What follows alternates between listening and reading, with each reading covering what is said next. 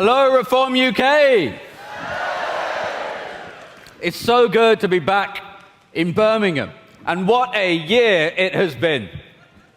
Just look at what we've achieved together. In 14 and a half months, Reform has gone from 14% support to 35%. From being dismissed as outsiders, well, if you were going to applaud that, let me tell you this, from being dismissed as outsiders, we have now led in 100 national opinion polls in a row.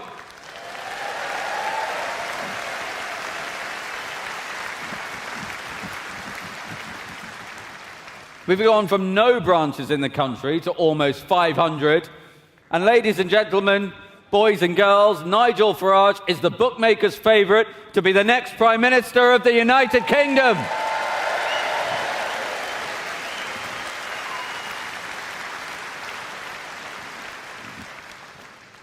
You know, on May the 1st, we delivered what can only be described as the most historic set of local election results in our lifetimes.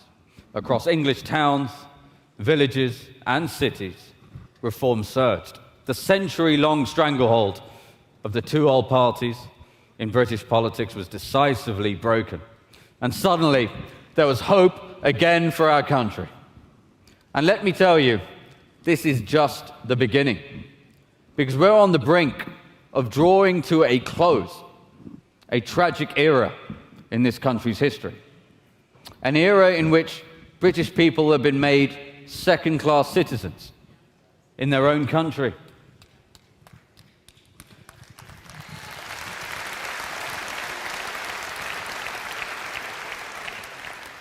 An era in which those who have played by the rules their whole lives are robbed by the state to pay for those who break them.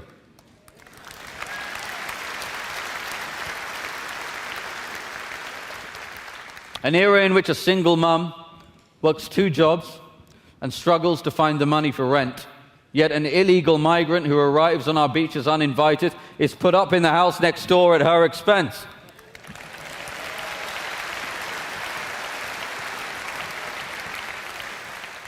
An era in which our young people are robbed of opportunity at every level, from jobs to housing. An era when clueless politicians inflict the highest energy costs in the world on British people through the mad net zero religion.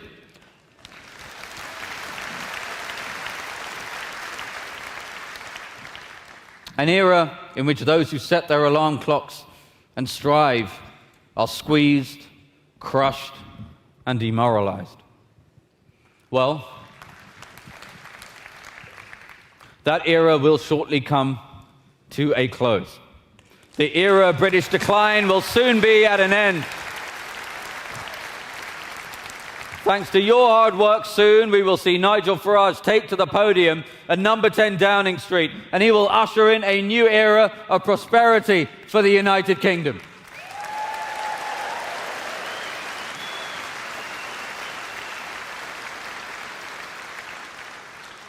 To do that, we must start with securing our borders and restoring our sovereignty. That means ending the tyranny of foreign courts and stopping the invasion of our country.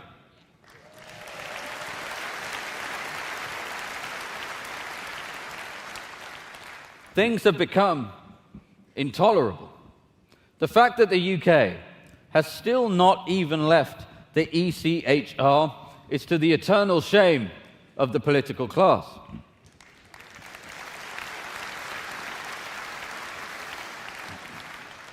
An illegal immigrant from Iraq named Asso Mohammed Ibrahim, driving while disqualified, killed a 12-year-old girl in a hit and run. He left her dying under the wheels of his car and fled the scene. The poor girl's father had to make the heart-wrenching decision to turn off his daughter's life support machine hours after the crash. And yet the most senior judges at the Immigration and Asylum Tribunal prevented her killer from being deported, citing Article 8 of the ECHR. Her grief-stricken father gave a statement to the BBC, and I want to read it to you. You work hard, play by the rules, pay your taxes, and this is how you get treated. What does that say about politicians, our leaders, and the legal system? It's a joke. How can he say he's deprived of a right to a family life? The only person deprived of a family life is me. Amy was my only family. They're obsessed with the rights of others from Pakistan, Afghanistan, and Iraq. Where are my human rights?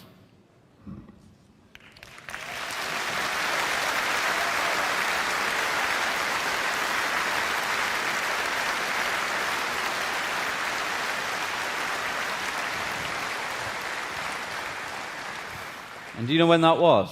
That was in 2010. 2010. The Tories had just begun their 14 years in power. They promised to deal with this. And yet here we are, 15 years on. Many more have been killed, raped, and robbed by people who came to this country illegally. But I promise you this, when Nigel becomes our Prime Minister, gone will be the days when your rights are trampled in service of foreign citizens. Under a reformed government, His Majesty's Parliament will be sovereign, and the rights of the great British people will reign supreme.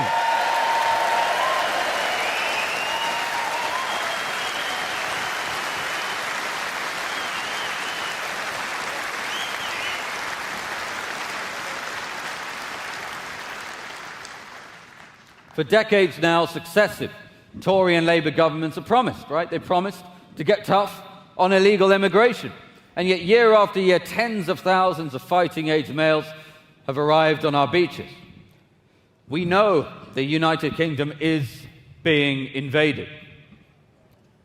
In fact, more people have arrived on our beaches illegally over the last 8 years than stormed the beaches of Normandy on D-Day. And they have been rewarded for this by a treacherous political class that puts them up in hotels at the British taxpayers' expense. They're given free meals, free healthcare, free TV licenses, and even free trips to the safari park and to the cinema.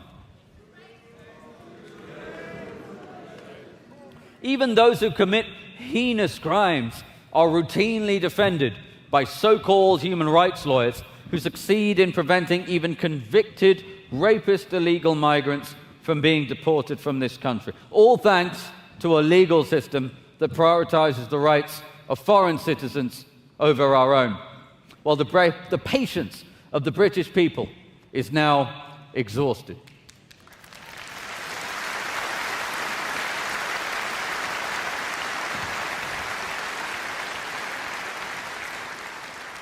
We are unwilling to accept that Britain's border should be open and undefended, unwilling to accept that Britain must surrender its sovereignty to foreign courts, unwilling to accept that our own veterans who served our nation with valor and distinction be evicted from their homes to house fighting-age males from Iraq and Afghanistan who turned up on our beaches uninvited. This is a national emergency, and it's time to put the British people first.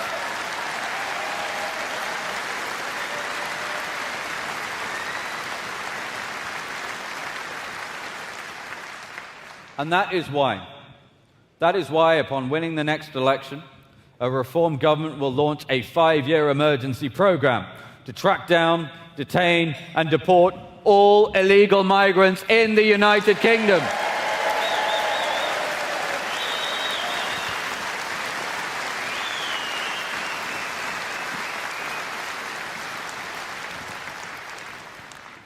Operation Restoring Justice will be the most transformative policy of our lifetimes.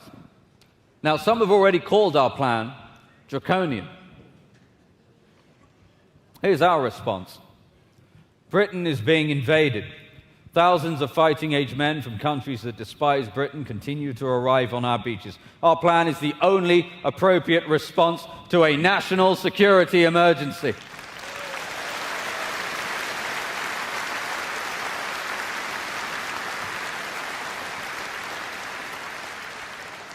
It will also immediately stop the boats from coming, because it's going to send a clear message that being in our country illegally now has an ironclad consequence: immediate removal. Deportation is the ultimate deterrent.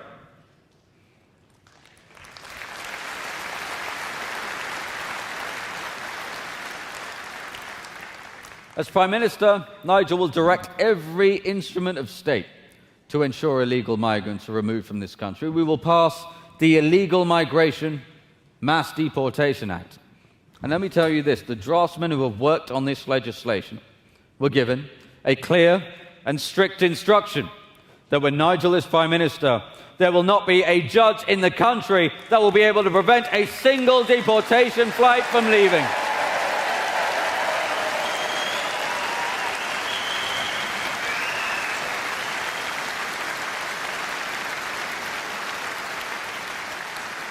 We will leave the ECHR and repeal the Human Rights Act, replacing it with the British Bill of Rights.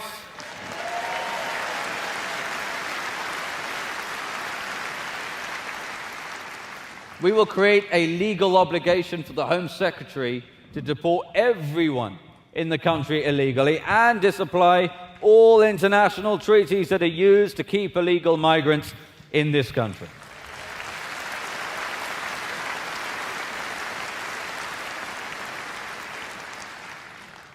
We will grant sweeping powers for the Home Secretary to detain illegal migrants, and we will pass a law that makes clear that if you come to this country illegally, you will never be granted asylum. End of story.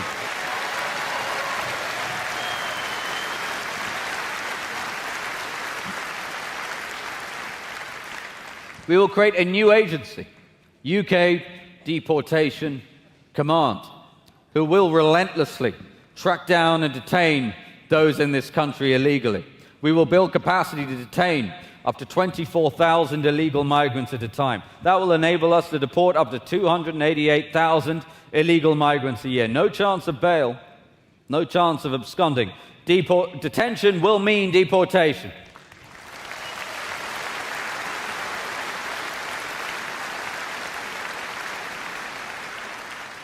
We will embark on the most audacious charter flight operation since World War II, ramping deportation flights to 5 departures every day. And to guarantee success, His Majesty's Royal Air Force will keep a Voyager aircraft on standby as a hot spare. So even if a plane has mechanical issues, flights will not be stopped.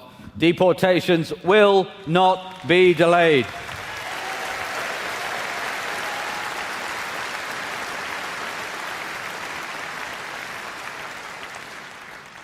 And beyond our shores, our Foreign Office will act with the urgency of a nation that's determined. Return agreements will be secured.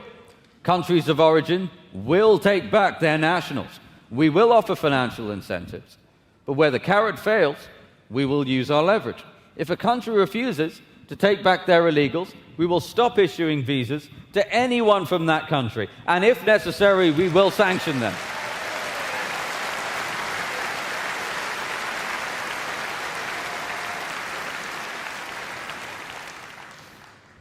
So I think everyone in this room, we have a message today for those in this country illegally. Enjoy those perks while they last, because when Nigel's Prime Minister, UK Deportation Command will find you, they will detain you, and they will deport you.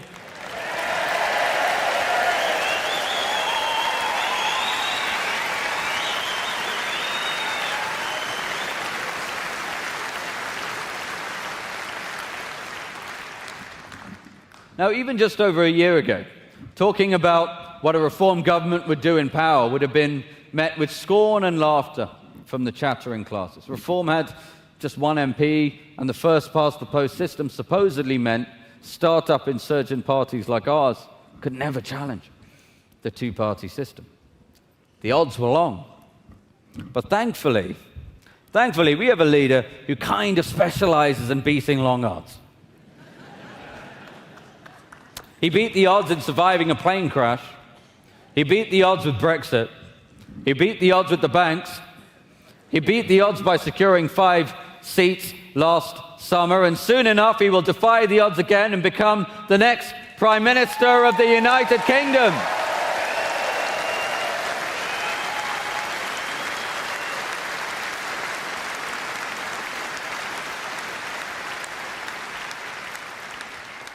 Now, some will say all this can't be done. They said the same when Britain stood alone in 1940 when we stared down tyranny and defended the free world. They said the same when our sailors ruled the oceans, when our inventors sparked revolutions in science and industry, and when our explorers mapped the globe. They said the same when this island of ours raised its flag on every continent and gave birth to the greatest commonwealth of free nations the world has ever known.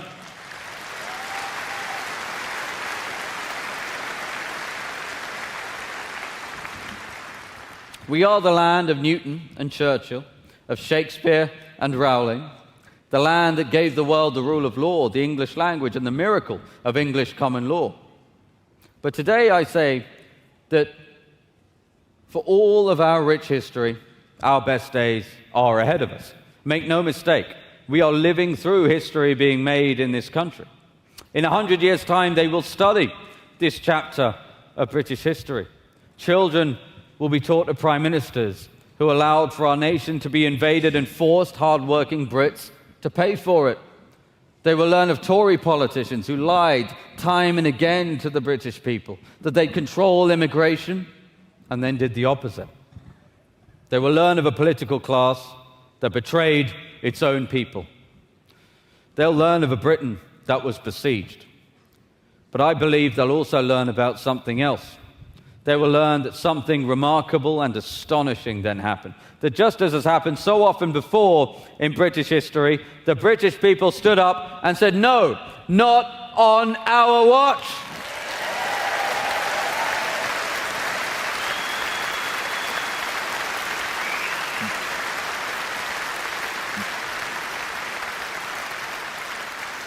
I see a Britain in the future which has secure borders. I see a poised, powerful Britain which celebrates its history and looks forward to the confidence in its future. And I see a Britain that defends its values and cherishes its culture. I see a Britain which rewards hard work and takes the knee to nobody.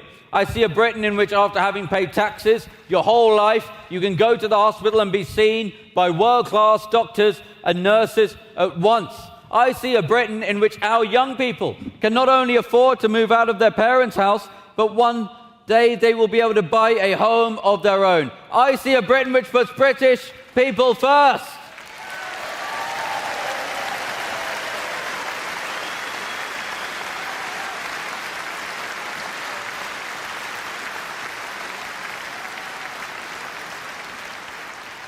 And this is no pipe dream. This is now truly on the cards. Just look around you.